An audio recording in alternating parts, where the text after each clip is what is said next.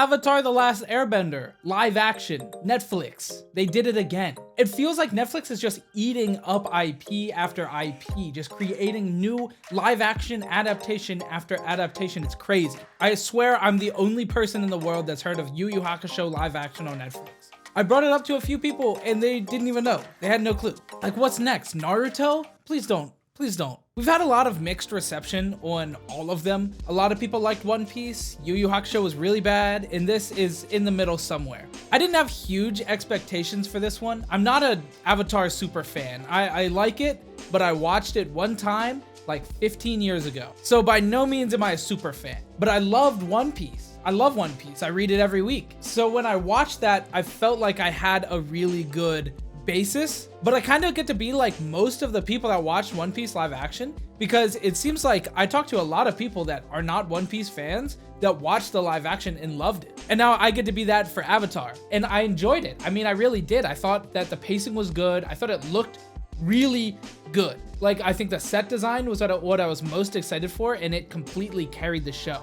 I mean, the cities, the towns, the temples, the buildings, the landscapes, the forest, everything looked fantastic. I mean, the Wolf Cove, the Glacier Islands looked great.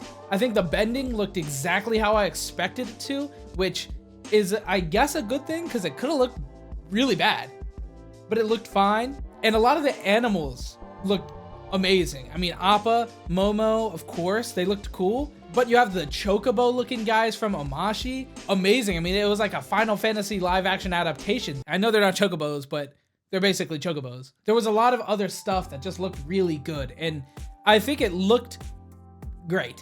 The pacing felt good. I didn't feel like I got bored, but I didn't feel like they skipped over too much stuff. I mean, like I said, it's been 15 years, so my recollection was pretty accurate of what it actually turned out to be, but it didn't feel like they skipped over too much stuff. And I'm sure they did, right? I'm sure they skipped over some stuff, because, I mean, looking at it from like One Piece, if you didn't watch that for 15 years, you probably would have thought they hit most of the good parts. But if it's anything like Yu Yu Hakusho, then it's disgusting, right? The Yu Yu Hakusho live action adaptation was horrendous. I mean, they skipped over so much. They kind of merged like 3 arcs into one and just made it was kind of a shit fest. I'm not gonna lie. It was not good. I mean, it was enjoyable in the sense of like watching it, right? It was just like a fun time. But if you're looking at how historically accurate it is, it was awful. 1 out of 10, maybe 2 out of 10 if you're generous. And I can't speak on how effectively they did that in this live action. But I can say from like a layman's perspective, someone that's not a super fan, I thought the pacing was good. I think they didn't really glance over anything, and it didn't get boring. They weren't at a location for too long. And that's kind of something that I was really hoping for in this, that it was going to be good in that sense. I think the casting was just fine.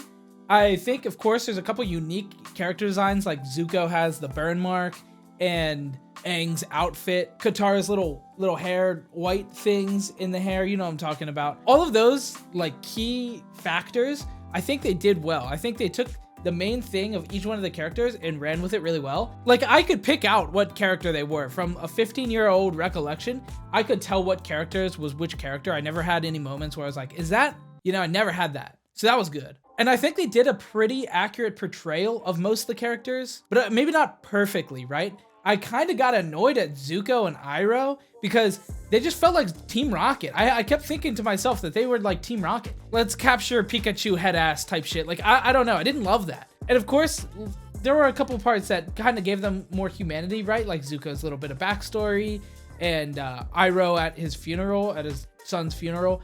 Those were good. I mean, it's fine. I don't hate Team Rocket. I just kind of felt like they were going to go blasting off again. That's just the vibe I got. The Rotten Tomato reviews are pretty middling as well. I think it's around 60 and like 75 for audience. So that's about how I'd expect. It's pretty hard to nail it. You can't just get 100 or like a 90 on something that doesn't have a lot behind it, right? I kind of see Netflix live action as like this standard now, like this fine line where enjoyers and, you know, non-enjoyers of One Piece can all enjoy the live action. And I don't really know how that is for Avatar. Of course, me being a layman, I enjoyed it. I'm not a super fan of Avatar. I haven't even seen like Korra, you know, I'm not a super fan, but it was a fine watch. It was just a fun time. I watched it in one day for this, but I probably would have just watched it like one episode a day with lunch or dinner or something had I not been doing a video for it. Anyway, that's really it. Thanks so much for watching, guys, and I'll post more videos soon. You guys know the business. Hey, subscribe. Look at the box. I pointed before. I said look at the box, so it kind of looked like I was pointing at nothing, but look at the box. Subscribe.